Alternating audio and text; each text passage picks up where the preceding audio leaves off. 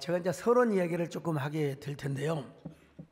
제가 지난주 월요일 모교 군산 제1고등학교를 방문하고 왔습니다. 그냥 간 것이 아니라 기독교 선교 140주년 그 기념대회장으로서 또 준비위원장으로서 제가 가면서 이제 산불 소식을 들으면서 가슴이 콩당거리긴 했습니다. 그리고 비가 와야 될 텐데 화재로 인하여 피해를 입은 분들에게 하나님의 따뜻한 은혜와 돌보심의 역사가 있기를 바라면서 그런 마음으로 여러분 또 기도해 주시고 우리 교회도 또 일정 부분을 감당해야 되겠다 이런 생각을 했습니다. 저희 모교 군산 제1고등학교는 전킨 선교사가 호남 지역에 세운 최초의 기독교 사립 학교였습니다. 그리고 3.1운동을 최초로 일으켰던 것입니다. 나중에 이제 이 학교를 고판남 회장님께서 인수를 하셔서 군산 제1고등학교로 개명을 하게 됐는데 전킨 선교사의 흔적을 찾기 위해서 구암교회를 비롯해서 여러 지역을 다녔습니다. 저는 고등학교를 방문할 때마다 가슴이 덜컹덜컹합니다. 그럼에도 불구하고 지난번에도 갔을 때도 마찬가지 이번에도 교장 선생님께서 아주 따뜻하게 환대를 해주셔서 정말 감사를 했는데 기자들이 그러잖아요. 몇 사람들이 아니 소강성 목사가 공부한 교실 좀 보여주세요. 그런데 학교가 지금 리모델링 공사 중이어가지고 거기에 그 어떤 기념관으로 저를 우리 기자들과 저를 인도하셨어요. 그런데 정말 깜짝 놀란 게 뭐 귀로 듣긴 들었죠. 제 눈으로 본 것은 처음입니다. 제1고를 빛낸 인물 가운데 저를 이렇게 딱 선정을 해주셔서 정말 감사했어요. 근데 진행을 하신 이벤트를 하신 그 선생님의 워딩이 어쩌면 그렇게 봄처럼 느껴진지 모르겠어요. 봄이 성큼 다가온 이 계절 매화가 봄을 알리며 우리를 반겨주고 목련이 그 뒤를 이어 따뜻한 환영을 전하는 아름다운 날입니다. 오늘 이 자리에서 여러분과 함께 할 수 있어서 참으로 기쁘고 감사한 마음입니다. 그러면서 계속 말씀하시기를 오늘은 기독교 근대 문화유산 탐방 프로그램의 일환으로 초기 선교사들이 세운 교육기관의 유역지를 탐방하며 신앙의 사회 속에서 어떻게 구현되었는지를 알아보는 시간을 가지게 되었습니다.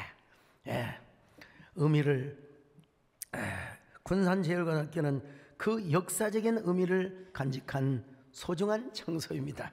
오늘 이 시간이 여러분에게 깊은 감동과 영감을 주시기를 바랍니다.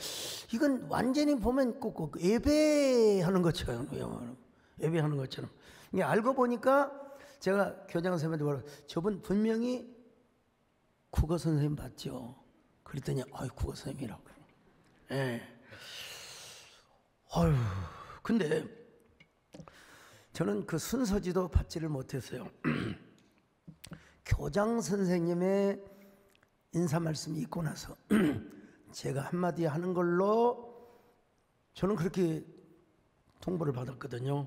그런데 바로 사회자의 진행 멘트와 더불어서 동시에 뭐라고 말하냐, 이제는 군산 제1고등학교의 자랑스러운 26회의 졸업생이시며 세대교회 담임 목사님으로서 많은 분들에게 영감과 희망을 주고 계시는 소강성 목사님의 말씀을 듣는 시간입니다. 이거 완전히 예배 아닙니까?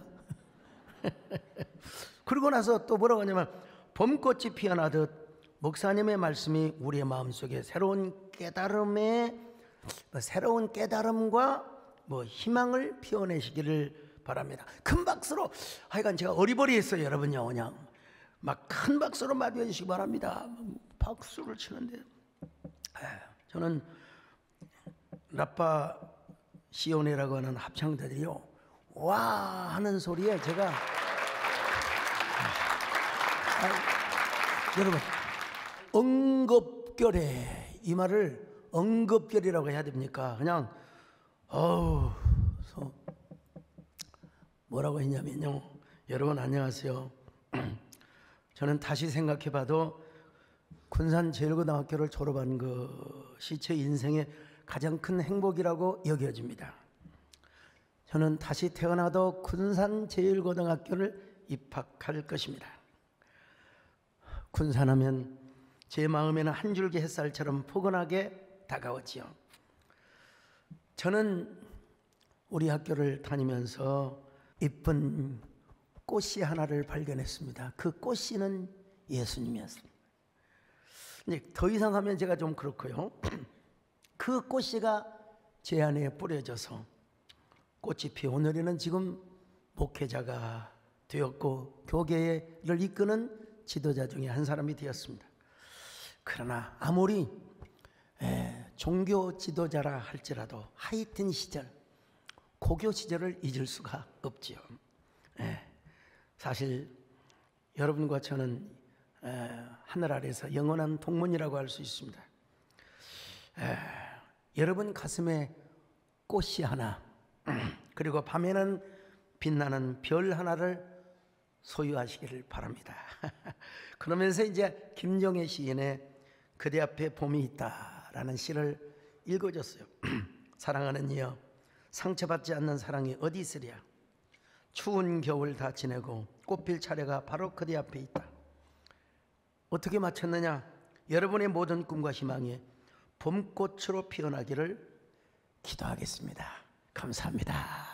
이렇게 이제 끝냈는데요. 거기 후배 아이들이 노래를 불러요. 그 나파시온의 합창단이 두 곡을 불렀는데 하나는 축복의 길, 하나는 사랑으로. 네, 제가 가만히 미리 좀 순서지를 주어야 되는데 나중에 교장 선생님이 좀 더 하셔도 되는데 그래서 순서지를 주니까 저한테 할당된 시간이 5분 이상이에요. 그래서 제가 다시 올라가겠습니다. 저의 이제 근성이 발휘되게 된 겁니다. 여러분, 이래봬도 우리 학교는 전킨 선교사가 세웠을 뿐만 아니라 1919년 3월 5일 3.1운동을 주도했던 학교입니다. 그때 교장 선생님이 린튼 선교사님이셨는데 3.1운동을 배후에서 조종했다고 해서 일제로부터 강제 추방을 받으셨습니다. 사실이었습니다. 미국 선교회 본부에서는요, 정교분리 원칙을 정교분리 원칙을 고수했습니다. 근데 선교사들이 정교분리를 하려고 했지만 너무 일제의 만행이 너무 가혹해요. 막 반민주적이고 반인권적이고 반인륜적이고. 그래서 선교사들은 성경이 담고 있는 박애와 사랑과 자유, 민주주의 이런 것을 가르쳤습니다. 이 선교사들이 그 교육을 받은 사람들이 깨어나니까 우리 제1고 멜번든여고 참 목포의 정명, 광주의 숲이야 할 것 없이 막 이러는 거예요. 근데 린턴 선교사님은 쫓겨났지만, 추방을 당하였지만 아틀란타 선교대에 가서 우리나라의 3.1운동의 실상을 알리게 되었던 것이죠. 그러면서 제가 여러분 이러한 정신이 여러분에게도 깃드시기를 바랍니다. 제가 이제 이렇게 이 얘기를 하고 나니까 조금 마음이 가라앉더라고요. 제가 고등학교를 다닌 지가 엊그제 같아요. 예수님을 믿고 내가 신학교를 가겠다고 해서 집에서 사실 쫓겨났는데 언제 내가 이렇게 세월이 이렇게 빨리 지나가던가, 정말 어떻게 여길 온 건지 그런 노래가 있지 않습니까, 여러분요? 어떻게 여길 온 건지 세월이 유수 같다더니 그러네 정말 빨리 가는구나. 고운 모습이 사진에 담겨져. 저거 제 고등학교 시절 풋풋한 웃음을 안고 청춘 노래를 불러본다. 이 노래 알아요 몰라요? 국민 가수 이선희 쌤이 부르는 겁없이 뛰어들어도 웃던 어리던 날들 봄과 여름 사이. 이 정도 합시다 여러분. 전 지금도 생각해봐도 아찔합니다.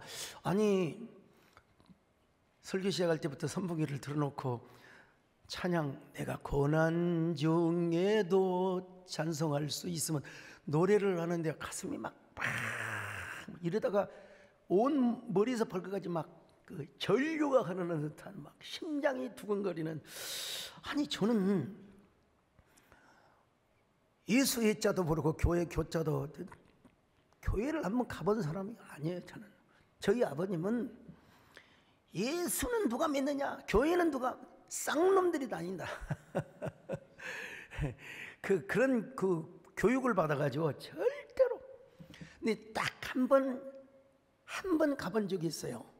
초등학교 입학 전이가 한 7살쯤 되었겠죠. 우리는 8살 때 갔으니까. 분명히 초등학교 입학 전이었는데 교회에서 붕어 잡는 대회를 한다고 해서 옛날 우리 어린 시절에 막 저수지를 다 물을 빼고 나서 막 고기를 잡아 어른들이 애들은 들어오지도 말라고 그래서. 근데 교회는 와서 붕어를 잡는다고 그래서 여러분 그 바켓을 가지고 교회를 갔습니다.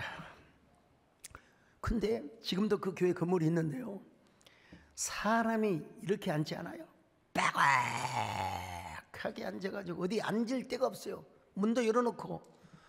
근데 어떻게 그것이 하나님의 뜻이었는지 우연인지 모르겠지만 하나님의 뜻 안에 우리는 봐야죠. 거기 부흥 강사가 서 계시는 그 뒤에 앉아 있으라는 거예요. 근데 뭐라고 했는지 전혀 기억도 않고 소리만 빽빽 질렀었어요. 그러니까 내용도 이해를 못했어요 당시에.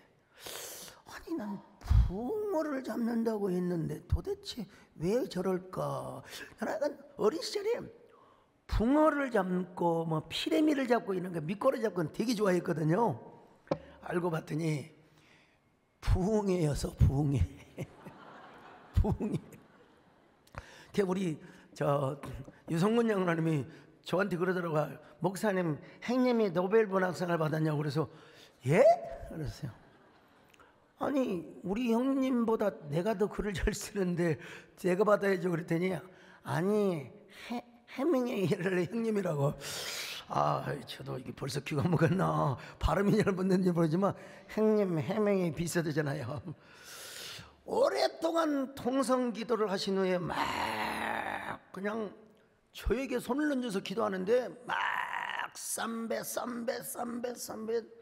막 그러면서 또 그 이전에 막 우리 산에 올라가서 야호잖아요. 야호잖아요. 야호 쌈배 도대체. 근데 이제 하여간 그분의 이름도 몰라요. 뭐 찾을래야 뭐 돌아가셨겠죠. 몰라요 전혀. 그 교회 역사에도 없을 것이고. 근데 제가 한 번 그렇게 추정을 해보는 거예요. 혹시 그분이 혹시 방언 내지는 뭐 다른 특수한 영어로 여호와 쌈마 하지 않았을까, 이런 조심스러운 예측을 해봅니다. 여호와 쌈마, 여호와께서 거기 계셨더라. 자, 에스겔서 48장 35절 시작. 그날 후로는 그 성읍의 이름을 여호와 쌈마라 하리라. 여호와 쌈마란 여호와께서 거기 계시더라 이 말이에요. 여러분, 저는 그럼에도 불구하고 저는 그 이후로 교회를 나간 적이 없어요. 왜? 실망을 해서, 붕어를 못 잡아서.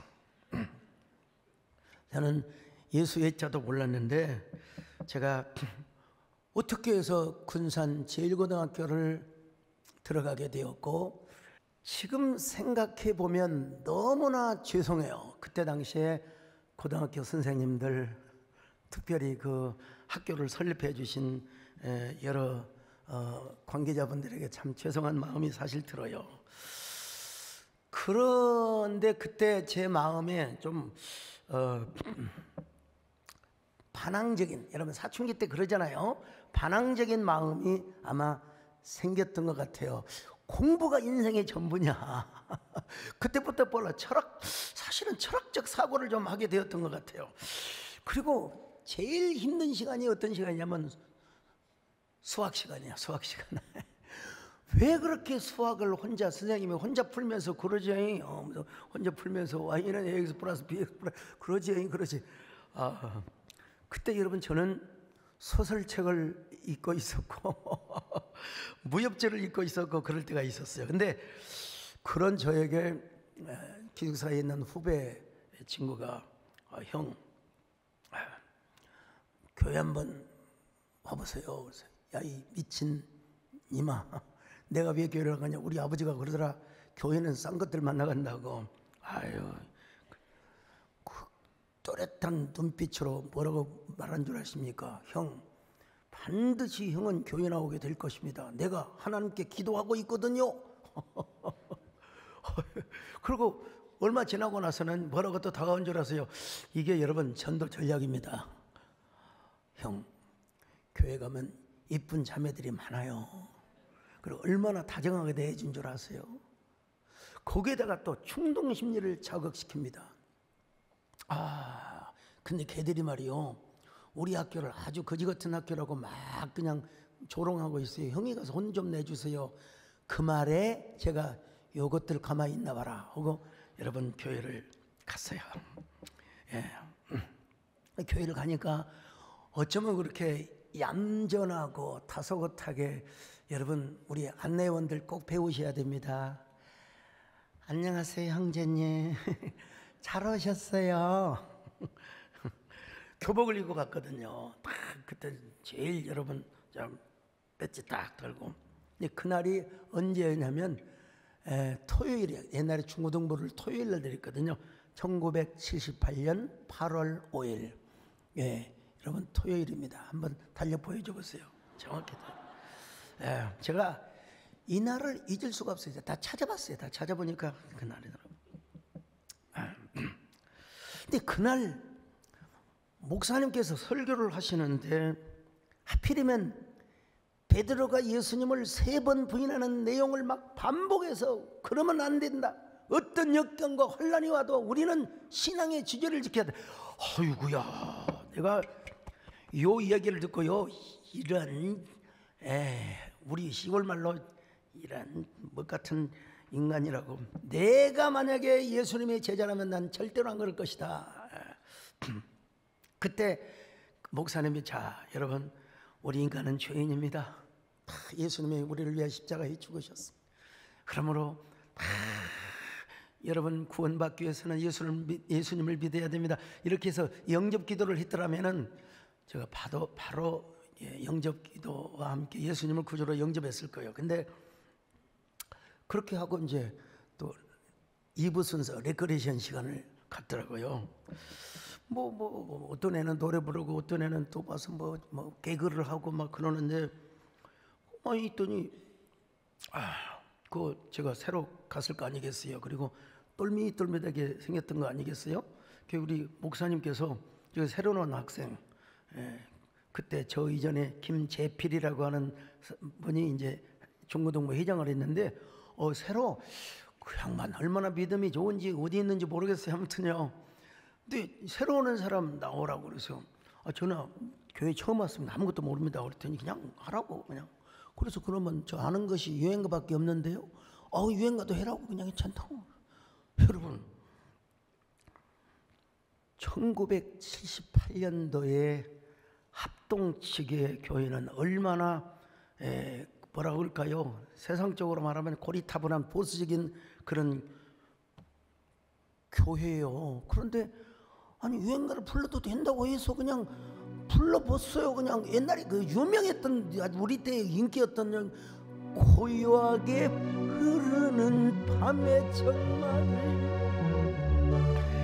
의에서 넘 엄마는 싫다고 울어대나 그 마음 서러우며 가을바람 밤이 아니라 막 가을바람에 봄바람 다 알아서 뭐 그런 게 좋을 것 같은데 근데 여러분 교회라는 게 여러분 우리 절대로 나 예배 시간에 유행 가겠다 그런 소리 말고 그랬다는 것입니다 여러분.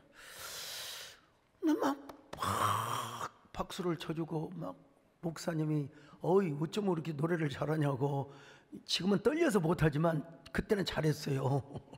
자 그때의 담임 목사님이 수년 전에 우리 교회 오셔서 그걸 기억을 하신다고 하시더라고요. 자 영상 한번 보여줘 보세요. 제가 처음 갔을 때 기억나세요? 그러면 기억나죠. 괜히 기억난다고 하신 거 아니죠? 아니요. 그날 우리 도목사님이 학생 때 와가지고 이 유행가를 부르는데 한쪽 다리를 앞으로 내밀고 떨면서 유행가를 부르는 것이 그것이 기억이 더 나요. 여러분 참 교회가 참 사실은 저분이 그렇게 너그러우셨는가 참 교회에서 어지간하게 좀 칭찬을 해야 되는데 제가 더 칭찬을 받으려고 토요일에 가면 중무등부 주보를 만드는데 항상 등사판을 밀었어요. 여러분 등사판을 밀었어요. 그리고 주일 저녁 예배까지 다 그러면 기숙사에서 얼마나 혼을 났겠습니까? 사감 선생님한테요. 참 이런 저를 또 이제 교회에서는 소강석이가 해야 된다고 막 학생회 있잖아요. 학생회 회장을 또 시켜주는 거예요. 근데 그러던 중에 여름 수련회에 이제 1979년이죠. 여름 수련회 영화산 기도원에 가서 제가 정말 진짜 예수님을 만났습니다. 성령의 불을 받았습니다. 예수님을 인격적으로 만나서 왜 이렇게 눈물이 나는지 참 옛날에는 저를 알아주고 저를 인정해주고 칭찬해줘서 교회를 갔는데 이제는 정말 주님을 만나고 주님의 인격적인 부르심을 받게 되었어요. 어떤 연유에서였는지 하여간 제가 결국은 스카이 대학을 못 가고 광주신학교를 가게 되었습니다. 이게 모든 순간이 다 하나님의 은혜고 내가 군산으로 갔던 것도 광주로 가서 학교보다 사실은 그러면 안 되는데 지금 좀 후회되는 부분도 있지만 큰 하나님의 섭리 안에서 볼 때 이 모든 것이 하나님의 은혜였구나. 광주신학에 간 것도 또 우리 정권사님과 저희 집사람 또 운명적이라고 하면 안 되지만 하나님 뜻 가운데 만나게 된 것도 모든 것이 다 하나님의 절대 은혜였다는 생각을 해보는 거요. 모든 것이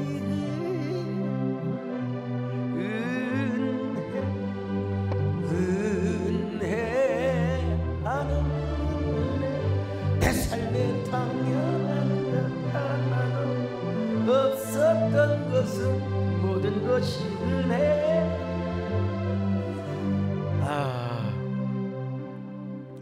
제가 이런 얘기를 하면 안 되지만은 유명한 과학자, 동물학자이신 그 최재천 교수님이 계세요. 이분이 서울대학교 그 졸업식에 가서 이런 축사를 전했더라고요. 보니까요. 성공은 성적순이 아니라 서울대 졸업장을 가지면 당분간은 성공할지 모르지만 70년, 80년 쭉 성공하는 삶을 살기 위해서는 그 성적표 가지고는 안 된다는 겁니다. 그분도 대학 다니면서 늘 운동권에서 활동을 했던, 그래서 성적이 D와 F 사이를 오갔대요. 그분은 뭐라고 하느냐, 성공을 하는 리더는, 앞으로 리더는 통섭형, 융합형 지도자가 되어야 된다는 것입니다. 오늘 본문의 다윗이 바로 그런 지도자였던 것입니다. 여러분, 오늘 본문은 다윗이 인생 석양을 앞두고 자신의 삶을 회고하며 유언 같은 말을 하고 있습니다. 오늘날로 말하면 인생이 황혼역을 맞이하여 자 이제 그 아메리카노 커피 한 잔을 들면서 후손들에게 내가 말이야 하나님의 언약을 붙들고 하나님의 뜻대로 살았더니 하나님께서 이런 복을 주시더라. 그러면서 나는 이새의 아들 목동 출신이었다. 근데 하나님께서 나를 이렇게 은혜를 베풀어 주었다. 그러므로 너희들도 하나님의 언약을 붙잡고 하나님의 말씀을 붙들고 참 믿음으로 살아가거라. 그러면 하나님께서 만사에 구비되고 온전한 축복으로 함께 해줄 것이다. 먼저 그는 1절 자신의 족보를 얘기하고 있습니다. 자, 오늘 1절 보십니다. 시작. 이는 다윗의 마지막 말이라. 이새의 아들 다윗이 말하며 높이 세워진 자 야곱의 하나님께로부터 기름 부음 받은 자 이스라엘의 노래 잘하는 자가 말하노라. 자, 여러분, 이새의 아들 베들레헴의 목동이었는데 하나님께서 그에게 기름을 부어줬단 말이요. 그에게 기름을 부어줬단 말입니다. 예, 하나님이 높여주셨다는 거예요. 예루살렘에 있는 뭐 어느 랍비의 제자도 아니고 뭐 스카이 대학을 졸업한 그런 출신도 아니었는데도 불구하고 사울에게 씌워졌던 그 왕권을 자신에게 옮겨주셨다는 것입니다. 우리 하나님께서 나는 하나님께서 다윗에게 왕권을 씌워준 것처럼 여러분에게도 하여튼 하나님께서 씌워줄 수 있는 그 예수 그리스도 안에서 하나님이 여러분에게 귀한 면류관을 씌워주시기를 바랍니다. 영예의 면류관이요, 뭐 형통의 면류관이요, 영광의 면류관이요, 은혜의 면류관을 씌워주시기를 바랍니다. 다윗은 여러분 통섭형 리더가 된 거예요. 무엇 때문에? 하나님의 은혜 때문에요. 그래서 자 12지파를 다 품고 이웃 나라들을 다 제패하며 뭐 역사에 남는 최고의 통치자가 되었던 것입니다. 제가 코로나19 때 한국교회, 우리 교회를 향하여 이런 구호를 외쳤습니다. 우리 한국교회 5번째 계절은 희망입니다. 예, 5번째 계절은 희망입니다. 오늘 제가 이렇게 좀 바꿔보고 싶습니다. 당신의 5번째 계절은 은혜입니다. 은혜입니다. 할렐루야. 은혜가 여러분에게 가득하시기를 주의 이름으로 축원합니다. 오늘 다윗은 자 3가지를 고백하고 있는데 이걸 이야기하기 위해서 제가 지금 서론을 쭉 끌어들였어요. 첫째로 하나님의 은혜를 받고 잘 경외하면 돋는 해의 아침빛같이 된다고 했습니다. 자, 사무엘하 23장 3절로 4절을 봅니다. 시작. 이스라엘의 하나님이 말씀하시며 이스라엘의 반석이 내게 이르시기를 사람을 공의로 다스리는 자 하나님을 경외함으로 다스리는 자여 그는 돋는 해의 아침빛 같고. 여러 가지로 딱 여기서 딱 키워드가 뭐냐? 그는 돋는 해의 아침빛 같고. 오늘 이 돋는 해의 아침빛이라고 하는 이 워딩이 여러분의 심장 속에 각인되시기를 바랍니다. 이 한마디가 저의 심장을 지금도 막 그냥 두근거리게 합니다. 여러분, 아침에 일어날 때 구름이 잔뜩 끼어 있으면 좀 마음이 좀 몰라 거시기 하잖아요. 근데 쫙 눈이 부시게 쫙 저 보세요. 저 어디 산인지 모르지만 저 잘 골라놨어요. 보니까요.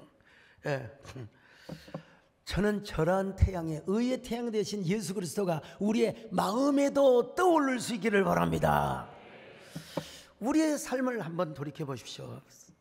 때마다 우리 하나님께서 우리의 가슴 속에 별이 되어 주셨고 빛이 되어 주셨고 소망의 등불이 되어 주셨지 않습니까?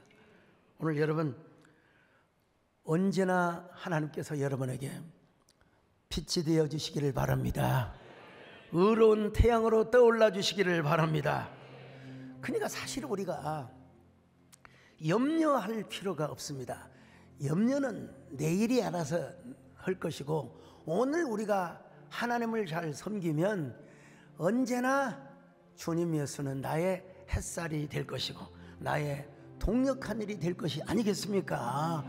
오직 주님, 오직 주님, 오직 예수란 말이 그런 의미라는 것입니다. 여러분요, 오늘 하나님께서 해처럼 여러분의 마음속에 떠오르시기를 바랍니다. 여러분의 그림자까지도 하나님이 비춰주시기를 바랍니다. 의의 태양이신 예수 그리스도가 여러분 동력 하늘의 해처럼 떠오르시기를 바랍니다. 주님 예수, 나의 동산, 내 마음속에 동력한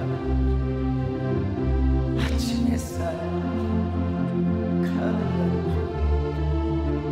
활짝 피는 백합 같은 그 안에서 이 생명 피어나는 꽃들이라. 오 하나님 이 꽃밭이 당신 제가 은혜로운 사랑으로 하늘 평안 내리소서.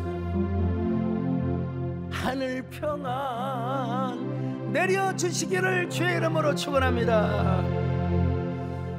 그런가 하면은 뭐라고 했느냐, 비 내린 후에 돋는 새풀처럼 일어나게 하신다. 자, 4절을 계속 봅니다. 시작. 비 내린 후에 광선으로 땅에서 움이 돋는 새 풀 같으니라 하시도다. 네, 참 봄비가 내려요. 봄비가 내려요. 그러면 새풀이 싹 솟아납니다. 겨울은 어떤 의미에서 죽은 계절이라고도 할 수 있어요. 예. 나뭇 이파리도 다 떨어지게 되고 앙상한 나뭇가지만 다 예. 저기 순천에 가면 그 갈대도 겨울 되면 다 쓰러져요. 무등산의 억새풀도 다 쓰러져요. 겨울이 되면 다 쓰러져요. 눈이 오면 다 그냥 다 허리 숙여 부러져. 자, 그러나 봄이 와보세요. 거기다가 아지랑이가 피어오르고 봄비가 내려봐요. 봄비가 내리고 나면 모든 산역에 새 움이 터오르기 시작합니다. 비가 온 후에 새싹들이 올라오는 그 모습을 보면은 얼마나 싱그러운지 알 수가 없습니다. 저 사막, 이집트의 사막, 팔레스타인의 광야에도요, 저 시베리아 같은 추위, 겨울 추위를 이겨내고 새싹들이 파릇파릇 새록새록 솟아나는 그 모습을 보면, 야, 참 4월은 잔인한 달이구나. 정말로 생명의 잔인함이 느껴지게 되는 거예요. 지난 며칠간 산불이 난 후에도 참 여러 가지로 참 안타까운 마음이 있었죠. 그러나 제가 분명히 장담을 합니다. 내년이 되면 그 불난 곳에서도 이상하게 새살이 나와요. 그리고 한 20년, 30년 되면 또 숲이 우거지게 되는 거예요. 여러분, 옛날 저 어릴 때 그 독새풀이라고 있어요. 제초제를 뿌려도 그 다음 해보면 또 풀이 나요. 또 풀이 나요. 이야, 제가 어제 오전에 분명히 눈이 살짝 내렸거든요. 근데 오후에 산에 가서 보니까 진달래가 활짝 피어 있어요. 그리고 또 개나리가 피어 있더라고요. 개나리가. 야, 꽃뿐입니까? 황량한 대지를 뚫고 솟아나서 지평선의 소나타를 부르는 저 푸른 새싹들, 바람에 흔들리는 나뭇가지들, 풀잎들이요, 환상적인 봄의 교향곡을 부르는 그야말로 마이스트로, 생명의 마이스트로가 되는 거예요.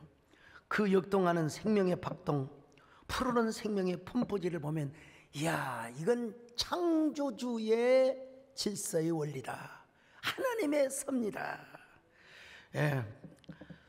여러분, 그런데 중요한 것은 하나님을 경외하는 사람에게는 이런 새풀 같은 은혜를 허락해 주신다는 것입니다. 여러분 모두 아침 햇살 봄비를 받으시고 언제나 새풀로 돋아나는 저와 여러분 되시기를 축원합니다. 여러분 모두가 봄에 피어나는 새풀이 되시기를 바랍니다. 새 나뭇잎이 되시기를 바랍니다. 반가운 빗소리 들려 산천이 춤을 추고 봄비로 내리면서 내게도 주옵소서. 강물은 메마른다 밤비를 내리시니 성령의 탕비 새 생명. 근데 새풀로만 끝나는 게 아니라 참 시적인 역동이죠. 새풀처럼 일어나서 위대한 영적인 거인이 된다는 것입니다. 자, 사무엘하 23장 5절입니다. 시작. 내 집이 하나님 앞에 이같이 아니하냐. 하나님이 나와 더불어 영원한 언약을 세우사 만사에 구비하고 견고하게 하셨으니 나의 모든 구원과 나의 모든 소원을 어찌 이루지 아니하시랴. 여러분, 쉽게 말하면 지금 5절만 쭉 봤는데 자기는 이새의 아들이었는데 목동 출신이었는데 사실 처음에는 봄에 마치 새풀처럼 그렇게 돋아났는데 나중에 보니까 제국의 왕이 되고 황제가 되었다는 것입니다. 하나님의 은혜로, 하나님의 은혜로. 예. 다윗이 후손들에게 뭐라고 말하느냐? 하나님을 높이고 하나님을 경외하면 만사에 구비하고 견고하게 되는 복을 허락해 줄 것이다. 나를 봐라, 나를 봐라, 나를 봐라, 나를 봐라. 예. 내가 이랬지 않느냐? 여러분, 이렇게 간증을 하고 주 안에서 자랑을 할 수 있었던 것입니다. 영적인 거장. 성경 이야기는 아니지만 이 장자 자신이 쓰지는 않았던 것 같아요. 장자의 제자들이 이제 스승의 가르침을 적은 장자의 소요유 편에 보면은 붕이라는 새가 소개가 됩니다. 붕명유어 기명위곤 곤지대. 자, 북녘 아득히 먼 어두운 바다에 곤이라고 하는 물고기가 있었대요. 그 물고기가 붕이라고 하는 새가 되었다는 것입니다. 근데 이 새의 등은 태산과 같고 날개는 하늘에 들이운 구름과 같다는 것입니다. 그리고 구만리를 높이 높이 돌아갈 때 파도가 수천리까지 자, 얼마나 오늘 저녁에 좀 더 이야기를 좀 하겠습니다만은 이러한 그 예수님이 오시기 전에 중국의 철학자들도 이런 초월적인 얘기를 했어요. 네. 요즘은 제가 이제 거의 안 보지만 옛날에 그 중국 영화에 한번 홀리게 된 적이 있습니다. 아주 옛날에 중국 영화에. 그러면 우리 정권사님이 보지 말라고 해야 될 텐데 같이 보세요. 같이 보세요. 사탄과의 싸움을 나도 해야 된다고 하면서 그게 무슨 사탄과의 싸움입니까? 근데 그 중국 영화, 무술 영화를 보면은 제가 이제 K1이라는 그 입식 그 타격 그걸 보면서 이거 뻥이었구나 하지만은 옛날에 소강호, 동방불패 이런 거 있잖아요. 네. 뭐 이런 게 보면은 막 자우지 팡 하면은 바람이 쫙 일어나고 아유 그러긴 하지만 그러나 다시 우리가 상상과 현실은 다를 수 있겠구나. 그렇지만 그분들이 그런 세계를 그렸구나. 뭐 이런 걸 우리가 이제 생각할 수 있죠. 성경을 봐도요. 뻥쟁이들이 많습니다. 그런데 그 뻥은 뭐냐? 믿음의 뻥이었습니다. 예. 여러분 모세를 보십시오. 자기에게 뭐가 있습니까? 지팡이 하나 딱 가지고 바로왕 앞에 가서 맞짱을 뜨는 겁니다. 바로왕이여, 우리 민족을 광야로 보내시오. 하나님이 기뻐하시기를 원하오. 여러분, 그 담대함이 없이는 그렇게 할 수가 없습니다. 여러분, 바로왕이 어떤 사람인데 이집트의 엄청난 제국의 황제인데 또 지팡이 하나 가지고 가서 맞짱을 뜨었어요. 다윗을 보세요. 다윗은 물매를 돌리는데 형들도 다윗을 멸시했어요. 에? 엘리압을 비롯해 너 교만함을 너 평소에 잘난 체 했잖아. 집에나 가. 양이나 쳐. 근데 골리앗 앞에 뭐라고 말한 줄 아십니까? 당당하게 호언장담을 한 겁니다. 여러분, 골리앗을 향하여. 자, 사무엘상 17장 45절 시작. 다윗이 블레셋 사람에게 이르되 너는 칼과 창과 단창으로 내게 나아오거니와 나는 만군의 여호와의 이름 곧 내가 모욕하는 이스라엘 군대 하나님의 이름으로 내게 나아가노라. 여러분, 지내놓고 보니까 다윗이 뻥을 친 거요, 믿음으로 한 거예요. 믿음으로 한 거예요. 예. 하나님께서 물매를 돌려가지고, 야, 이거 사격도 아니고 무슨 뭣도 아니고 물매를 돌려서 정확하게 골리앗의 딱 이마에 막아서 한 방에 골리앗이 그대로 쓰러져 버린 거예요. 야, 이런 걸 보면은 참 믿음의 뭐라고 할까, 선봉장, 참 몽상가처럼 보일지 모르지만 믿음의 세계가 그런 세계가 있다는 걸 알아야 돼요. 예. 여러분은 콜럼버스 신대륙을 발견한 사람 아닙니까? 왕비의 신임을 받자 궁정의 신하들로부터 얼마나 질투와 시기를 받는지 몰라요. 그래서 파면을 받습니다. 근데도 콜럼버스는 다시 항해를 떠나려고 합니다. 궁정의 재무 대신이 콜럼버스를 보며 당신은 몽상가에 불과할 뿐이라고. 그때 콜럼버스가 궁정의 창밖을 가리키며 저 도시의 탑과 궁전, 그리고 교회의 첨탑, 그 모든 문명은 나 같은 몽상가들이 만들어냈다는 것을 기억하시오. 그리고 배를 타고 떠나서 하여간 대륙을 발명했다는 거 아니겠습니까? 저도 광주신학교를 다니면서 막 구라를 많이 쳤어요. 나는 앞으로 이런 목회자가 될 것이다. 나는 이래봬도 이런 사람이 될 것이다. 예. 자, 정판술 목사입니다. 소강석이라는 사람은 눈은 살아있었던 것 같고 그 안에 있는 열정은 누구도 따라갈 수 없는 그러한 마음을 갖고 있었던 것 같습니다. 그리고는 한국과 세계를 위해서 일하는 목회자가 되겠다는 것입니다. 친구들이 그렇게 얘기를 할 때 우리는 모두 다 웃었습니다. 그런데요, 다 웃었다고 하잖아요. 다 웃었다고 하잖아요. 정말로 하나님이 더 많은 축복을 주시는 것을 우리 소강석 목사님을 통해서. 그만하시고요. 시편 81장 10절입니다. 시작. 나는 너를 애굽 땅에서 인도하여 낸 여호와 내 하나님이니 내 입을 크게 열라 내가 채우리라 하였으나. 여러분, 쥐뿔도 없는 자기들이 볼 때는 인간이었지만 날마다 가는 곳이 어디냐? 무등산, 제일기도원, 그 다음에 이제 무등산 헐먼수양관에 가서 날마다 외쳤습니다. 하나님, 나를 사용하여 주시옵소서. 나를 통하여 하나님 영광을 받아 주시옵소서. 네, 하나님께서 새풀이 되게 하시고 또 하나님께서 동력의쌀을 받게 하시고 또 가장 어려운 때에 한국교회를 섬기게 하시고 또 여러분을 섬기게 하는 목회자가 되게 하여 주셨습니다. 봄이 있는 그때에, 봄이 있는 이 때에 여러분은 그냥 사계절의 봄을 맞지 마시고 오계절 은혜, 하나님의 은혜를 여러분들이 더 받으시기를 바랍니다. 그 은혜가 여러분에게 가득 임하시기를 주의 이름으로 축원합니다. 모든 것이